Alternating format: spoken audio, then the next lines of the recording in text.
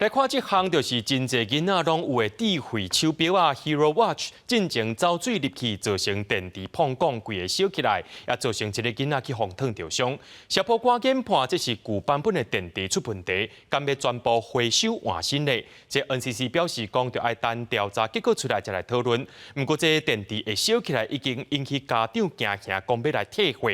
业界是表示讲，这是无多退钱，只是讲会当提供免费的检测尔。会当追踪定位同位做健康监控，就连温度检测嘛拢有。业者推出的儿童智慧手表 Hero Watch 功能多元，消费者真介意。即晚所发生家己烧起来造成囡仔受伤，消保官受理消费者申诉了后，业者讲愿意赔偿，但是事故原因研判是手表使用巨型的电池，因为落大雨涉水造成的。如果在下雨天小孩子玩捉水难免会进去，那进去电池变质的话，可能就有膨胀。可能甚至燃烧的情形。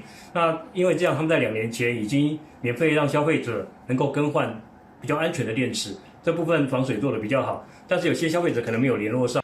出代志的第一台手表啊，本来就风无外码，佮因为用旧电池防水性较差，业者捌免费提供电池旧换新，全台卖出1万支，敢若联络到6000多人。不过电池无分新旧，全部拢有通过安检。即马 NCC 应讲审验合格是上基本的条件。审验过，它只是一个最低的门槛。审验的当时，它是一个新品，那3年多了，它会有发生一些状况，到底是因为用户的使用行为产生的，还是怎么样，都要了解清楚。产品是不是有设计不良，是不是爱调回处分 ？NCC 敢若讲，听候第三方调查结果出来再来讨论。不过，都连港系列原来传出灾情，一直没有办法登录，不知道为什么。未买安怎拍都是无法度入去，也有人讲表啊挂到一直真烧，购买人惊变做下一个受灾户，拢去业者面册要求退货退钱。